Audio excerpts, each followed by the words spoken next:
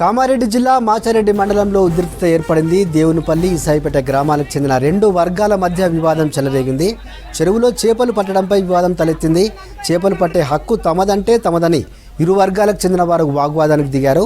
వివాదం కాస్త ముదరటంతో రాళ్లు కర్రలతో దాడి చేసుకున్నారు. ఈ ఘటనలో 20 మందికి తీవ్ర గాయాలయ్యాయి. వెంటనే ఆందోళనకారుల్ని పోలీసులు చెదరగొట్టారు. గాయపడిన వారిని స్థానిక హాస్పిటల్కు తరలించారు.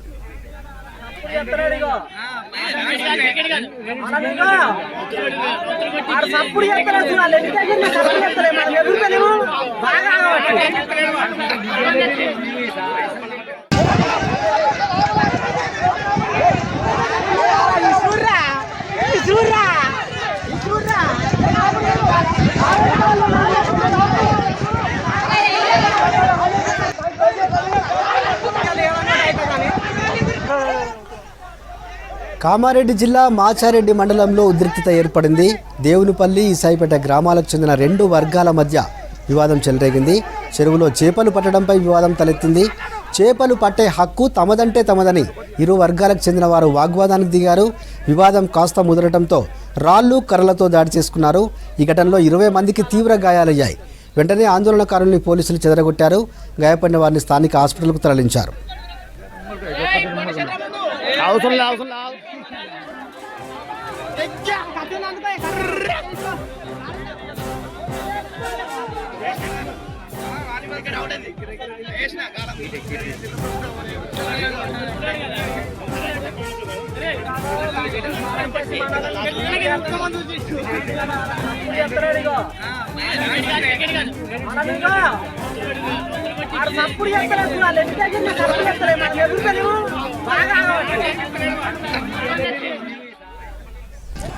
ఇక ఇదే ఇష్యూపై మరిన్ని డీటెయిల్స్ రజనీకాంత్ అందిస్తారు. రజనీ, రెండు గ్రామాలకు చెందినటువంటి వర్గాల మధ్య గొడవకు సంబంధించి అప్డేట్స్ ఏంటి?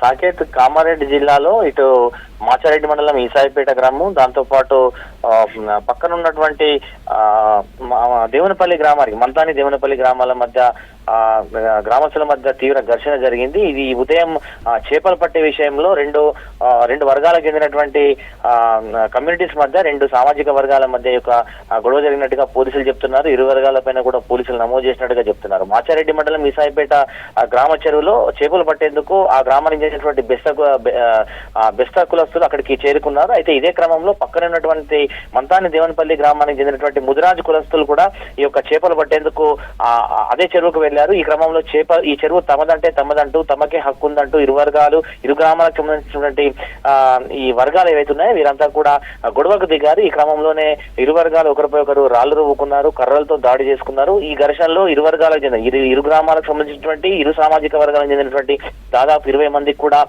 తీవ్ర గాయాలయ్యాయి. గాయాలైనటువంటి వారిని పోలీసులు కామారెడ్డి ఏరియా ఆసుపత్రికి, జిల్లా ఆసుపత్రికి తరలించినటువంటి పరిస్థితి. వారికి ప్రస్తుతం చికిత్స అందిస్తున్నారు. అందులో ఒకరి పరిస్థితి విషమంగా ఉన్నటువంటి విషయాన్ని కూడా పోలీసులు చెప్తున్నారు. నిజానికి కూడా తెలంగాణ రాష్ట్ర ప్రభుత్వం గత 2 సంవత్సరాల క్రితం ఈ యొక్క చేపల చెరువుల పెంపకం విషయంలో ముదిరాజు కులస్తులకు కూడా హక్కులు కల్పించింది. ఈ నేపథ్యంలో చాలా చోట్ల ముదిరాజు కులస్తులు అట్లాగే బెస్త కులస్తుల మధ్య ఈ యొక్క ఘర్షణ వాతావరణం నెలకొంటుంది. ఆయా గ్రామాల్లో, చాలా గ్రామాల్లో కూడా ఇట్లాంటి పరిస్థితి ఉంది. అయితే ఇరు వర్గాలను సముదాయించి ఎవరికి ఆ చెరువులపైన ఎవరికి హక్కులు అనేటువంటి విషయంలో అధికారులు క్లారిటీ ఇవ్వకపోవడంతోనే ఇట్లాంటి పరిస్థితి తలెత్తినటువంటి విషయాన్ని ఇరు వర్గాలు కూడా చెప్తున్నాయి.